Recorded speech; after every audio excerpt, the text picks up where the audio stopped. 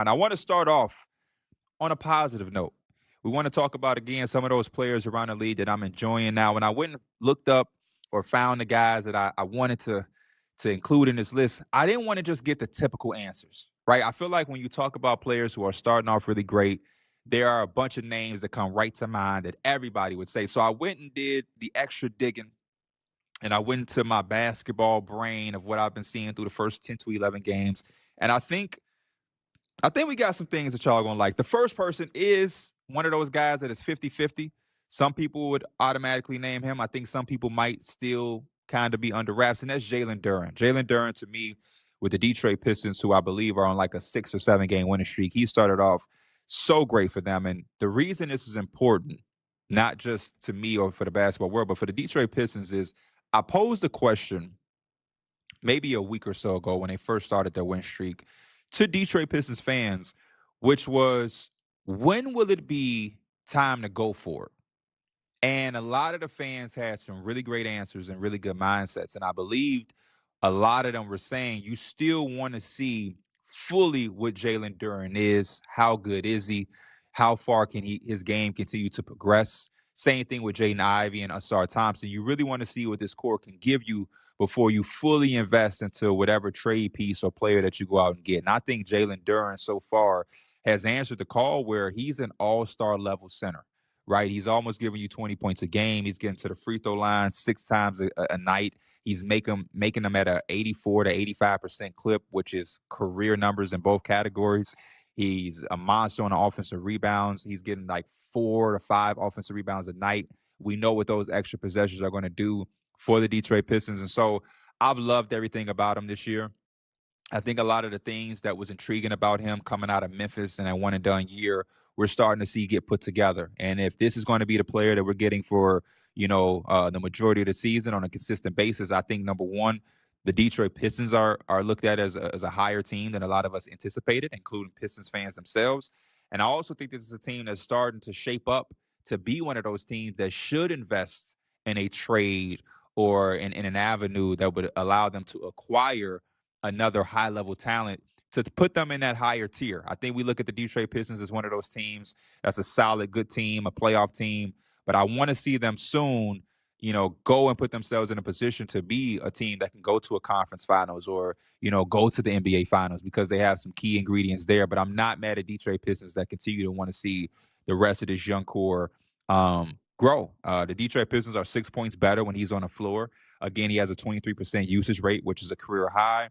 Offensive rebound percentage is at 16.7, almost 17%. So that's a career high for him as well. And then the last thing that I'll say about Jalen Duren, I think it's always incredible when your star player has chemistry with a guy.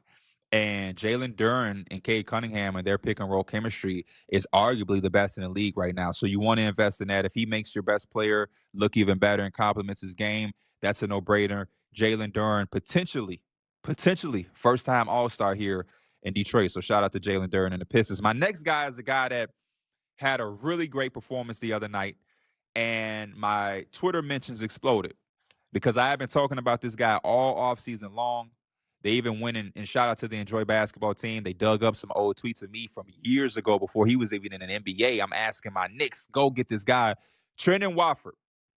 It is always so refreshing and fulfilling when you find a guy who, is kind of a niche player, not somebody that's on too many people's radars, and you're talking and preaching and praising his game, and he goes out and has a performance like that for a new fan base who was listening to the hype that I was giving him. And yeah, the Trendon Watford triple-double for the 76ers in those incredible black uniforms was must-see TV. And it was a great performance and introduction to Philadelphia to get a glimpse of what he is going to be and provide for their team. Now, is Trendon Watford a walking triple-double?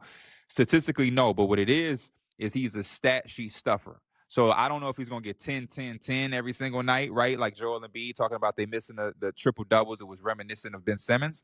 But I do think Trendon Watford is going to be a Swiss Army knife that can complement a lot of this team, and especially in that front court next to Joel, being able to pass the way that Trendon Watford passes, being able to run in transition. Right now, he's shooting the ball like no other, playing out of a pick and roll as a screener or as a ball handler. The IQ level that he plays at for a guy at his position, I really love. And I think through these first 7 or 8 games he's played, because he started off with an injury, 76ers fans are getting a real good glimpse.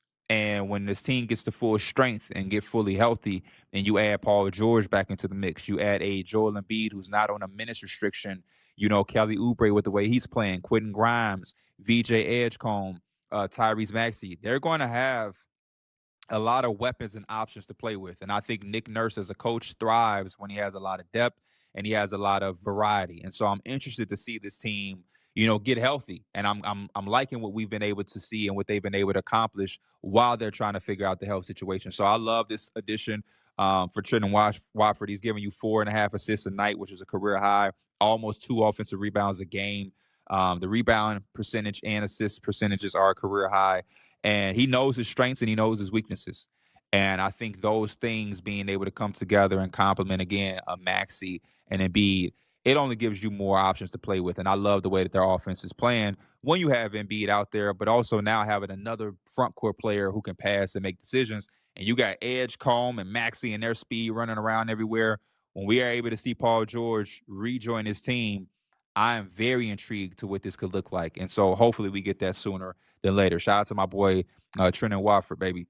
Next, a guy that, again, is in the same realm as Trendon Watford with a little bit of do it all, stuff the stat sheet a little bit, but doing it at a more higher level. And that's Deni Avdija for the Portland Trail Blazers. As a guy who has, claimed the Portland Trail Blazers this year and has become a Portland Trail Blazer fan.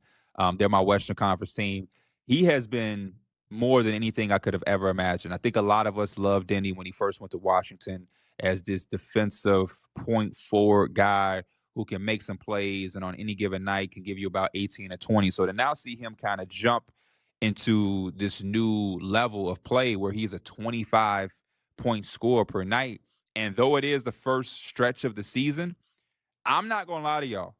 I believe some of the things that he's doing and the numbers he's putting up is sustainable. Now, I know how hard it is to be a legitimate 25-point scorer, but even if he's not, I think he will hover right around that area at 23 or 24. And then he's giving you the 7 rebounds and 5 assists. This has been one of the things that has always been intriguing about Deni is his do-it-all ability. And now that he's doing it with the ball in his hands a little bit more, being aggressive, putting his head down, knocking down 3-point shots, knocking shots down out of isolation. He's 39% from 3 on spot-up 3-point looks. If you told the Wizards this is what he was going to be doing, I think they don't make that trade. He's also shooting a 3 well, like I said, in isolation, 41% on 3-point shots in isolation, which, again, is another part of his game that I don't think a lot of people were buying into. And then 27% usage rate, 22.7 assist percentage. These are, again, going into the Swiss Army knife, do it all. But being able to do that while still giving you 25 points a night. And I think it complements exactly what the Portland Trailblazers and what they're trying to do as well out there in Portland. And then down to our last 2 guys, we got to mention this guy out there in OKC. I believe we were supposed to get him on the show. Hopefully that can still happen in this next offseason because he's going to be a busy man this summer in the playoffs. AJ Mitchell, he's more than doubled his shot attempts from 5 to 13, almost tripled his shot attempts. He has almost tripled his points per game from 6 to 17. His usage rate and turnover rate. His usage rate is higher, but the turnover rate is lower, which is always incredible. And then he's been incredible in transition. He's 71% from 3 in transition and also 71% on 2s in transition. So the guy can barely miss. And he's shooting 85% on isolations. Though it's only 8, a small amount, you still got to give him praise there. And then to wrap up the players I'm enjoying, I want to give some love to Cole Anthony. I think he's doing his thing out there in Milwaukee off of the bench. He's 11, 5, and 3 off the bench. Assist percentage is at 36%, which is a career high by far. There are plus 2 points when he's on the floor. And I believe when the playoffs come or deep in the stretch of the season, Cole Anthony is going to have one of those 30-point games that my Knicks are very familiar with from his Magic days.